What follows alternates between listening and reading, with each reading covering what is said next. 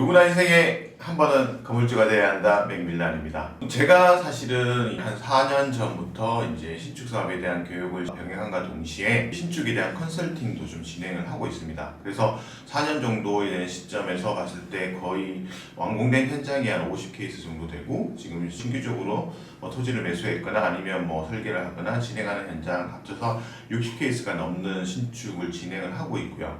그리고 이제 강의를 하면서 많은 분들이 질문을 하시는 것 중에 하나가 뭐냐면, 맥밀란님이 이런 신축의 전반을 하고 있으니 시공사를 직접 한번 해보면 어떨지에 대한 질문을 되게 많이 받아요. 그리고 사실은 제가 신축 사업을 하겠다고 결심하고 이제 진행하는 과정에서 시공사를 내가 한번 설립해서 운영을 해보면 어떨까라는 생각을 많이 했던 것도 사실이에요. 왜냐하면 이제 신축 사업을 진행하다 보면 시공사라는 게 큰 포션을 차지하고 있고, 시공 과정을 어떻게 보면 이제 시공사에서 매니지를 하고 있기 때문에, 제가 컨설팅하는 입장에서 봤을 때 제가 이제 시공사를 컨트롤해서 시공사를 선정하고, 그리고 시공사가 이제 시공하는 과정을 잘하고 있는 부분에 대한 매니지먼트를 하고 있지만, 내가 직접 하는 게 아니다 보니까 내 마음대로 100% 이제 시공사가 움직여 주지 못할 부분이 있어요. 그리고 많은 어려운 사항이 있을 때도 이제 시공사가 따라와 주는 부분도 있고 못 따라와 주는 부분도 있고, 일정 부분에 대한 퀄리티를 원하는데 그 부분에 대한 것도 있고, 내가 생각하고 있는 가치관과 시공사가 생각하고 있는 가치관의 괴리에 의해서 좀 트러블도 있기도 하고요. 그런 부분 때문에 이제 결과물도 좀 좋지 않은 나올 수도 있는 우려가 있기 때문에 시공사를 내가 직접 차려서 하나부터 열까지 다 관리하면 좋지 않을까라는 대한 생각을 했는데, 결론적으로 말씀드리면 저는 어떤 시공사를 설립하는 부분에 대해서는 염두에 두지 않고 있는데요. 그 이유 중에 하나가 바로 이해 충돌 또는 이해 상충이지 않을까 생각합니다. 만약에 제가 건축주님과 함께 신축 프로젝트를 진행하고 있는데, 그 신축 프로젝트의 시공사를 선정함에 있어서 여러 군데에서 견적을 받아서 평가하더라도 내가 이 프로젝트가 되게 수익성도 좋고 하고 싶다 그러면 아무래도 다른 견적을 받는 업체보다는 내가 이쪽 부분에서 좀 더 웨이트를 둘 수밖에 없다라는 부분도 있고요. 그리고 사실은 내가 시공사도 있는데 내 시공사에서 다른 시공사들의 견적을 보고 평가하고, 그러면 그거에서 봤을 때 시공사 입장에서는 그게 객관적이고 합리적인 평가일 수 있을까에 대한 의구심도 되게 들기도 하고요. 결국엔 그런 부분에 대한 피해는 건축주 그리고 컨설팅을 받으시는 분들한테 크든 작든 갈 수밖에 없다고 생각을 하고 있고요.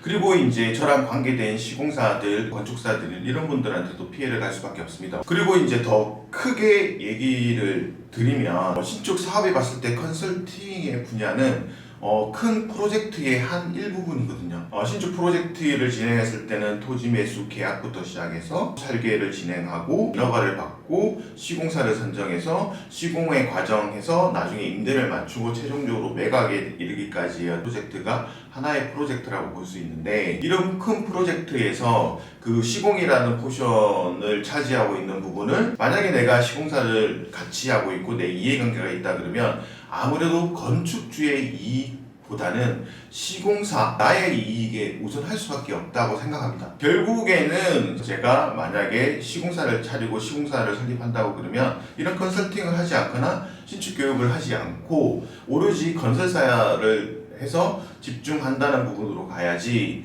단순하게 내가 내 프로젝트를 가지고 내가 내 건설사를 선정하게 하고 그 건설사가 리모델링을 하거나 신축을 하게 한다는 부분에서는 결국에는 보이지 않는 손이 작동할 수밖에 없다라고 생각하고, 그런 부분이 어떤 부분에서 전체적인 프로젝트를 왜곡시킬 수 있는 여지가 있을 수밖에 없다라는 생각을 하고 있고요. 그래서 이제 제가 시공사를 하지 않습니다. 사실은 제가 1년에 20케이스 정도 신축 사업 프로젝트를 진행하고 있는데, 그 부분을 제가 시공사를 차려서 그거를 단독으로 제가 다 한다고 하면 그 수익이 얼마나 더 크겠습니까? 그렇지만 결국에는 그거를 건축주님이 아신다고 생각을 합니다. 제가 얼마나 객관적으로 그리고 건축주를 위해서 프로젝트를 진행하는 것이냐, 아니면 내가 내 사업을 위해서 진행하는 것이냐는 티가 난다고 생각하고 있고, 전국적으로는 그게 저의 발전에 훨씬 더 도움이 된다고 생각해서 하지 않고 있고요. 다만 향후에 제가 이제 고민하고 있는 부분에서는 결국에는 그 건물의 퀄리티를 좌우하는 거는 외장재에 대한 어떤 그 모델링, 그리고 이제 내장재에 대한 인테리어에 대한 부분이 되게 중요한 부분이고, 그 부분이 이제 퀄리티의 큰 부분을 차지한다고 생각합니다.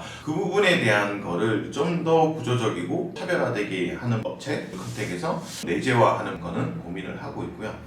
그래서 항상 앞으로도 더 많은 고민을 하고 어떻게 하면 건축주들의 신축 사업을 성공적으로 이끌까 그거에 대해서 지금 계속 고민을 하고 있습니다. 그래서 앞으로도 이제 이런 부분에 대한 고민은 저희 메밀란 TV 통해서 많이 말씀을 드릴 예정이니까요.